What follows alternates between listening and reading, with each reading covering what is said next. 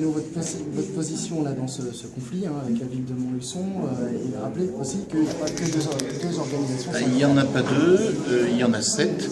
À la CGT-FO s'ajoute donc nous, la FSU, la CFDT, la CFTC, Sud et l'UNSA, ce qui fait 7 en tout. Donc nous avons été étonnés et consternés que M. Momcilovic donne, en somme, nos positions, donne l'avis des gens sans le connaître. Notre avis, il est très clair. On trouve parfaitement scandaleux d'avoir à payer pour les locaux que nous occupons. J'ajouterai que, en ce qui concerne la FSU, ce sont des locaux rikiki et vétustes, il faut quand même le dire. Et la gratuité des locaux syndicaux dans les municipalités, c'est une conquête sociale qui remonte aux bourses du travail, à la fin du XIXe siècle. Alors, procéder à la remise en cause de ça, et à une remise en cause qui semblerait devoir être lourde, sans à aucun moment recevoir les organisations syndicales, soit c'est de l'inconscience, mais totale, on a quand même du mal à y croire, soit c'est un calcul politique délibéré.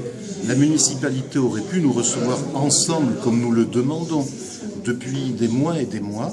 Visiblement, recevoir les syndicats ensemble, c'est quelque chose de terrifiant qui ne doit surtout pas se produire. Je ne sais pas, ça met en péril les finances publiques, allez savoir. Donc ils ont fait durer et ils ont créé une situation où la possibilité juridique d'une expulsion des syndicats à partir du 30 septembre à 10h est instituée. C'est quand même grave comme démarche. Maintenant, il y a une manière très simple de dénouer les choses, que la mairie de Montluçon reçoive les syndicats ensemble, comme le font des centaines de mairies de droite, de gauche et d'ailleurs, de France et de Navarre, et comme ça s'est toujours passé.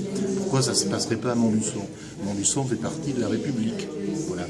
Oui, même s'il vous reçoit, en tout cas, vous tiendrez bon sur vos positions avec des rapports, notamment de l'IGAS, de justice, qui plaident en votre faveur. S'il nous reçoit, ça sera l'occasion d'expliquer de manière développée ce que je viens de dire là, c'est-à-dire les fondements qui justifient la gratuité des locaux syndicaux depuis fort longtemps, jusqu'au rapport de l'IGAS récent, jusqu'au jugement de Châteauroux qui a été évoqué tout à l'heure dans la conférence de presse.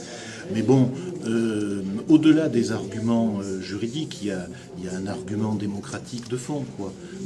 Est-il anormal que dans la société française au XXIe siècle, les syndicats soient logés par les municipalités? Alors je ne parle pas de toutes petites municipalités au fin fond des campagnes, alors qu'il y en a qui le font. Je parle de municipalités de la taille de Montluçon. Si on pense que c'est anormal, faut le dire. Mais alors on est dans un autre débat. Jusqu'à présent, la municipalité n'a rien dit là-dessus.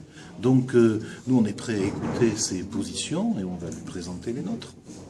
Votre position aujourd'hui, c'est de dire en tout cas on ne payera pas en l'état actuel des choses. En l'état actuel, c'est parfaitement inacceptable parce que ça s'est passé de façon totalement antidémocratique. Après, s'ils arrivent à nous démontrer que... Mais il va falloir trouver les arguments. Et nous aussi, nous avons des arguments. Le problème immédiat est un problème démocratique élémentaire.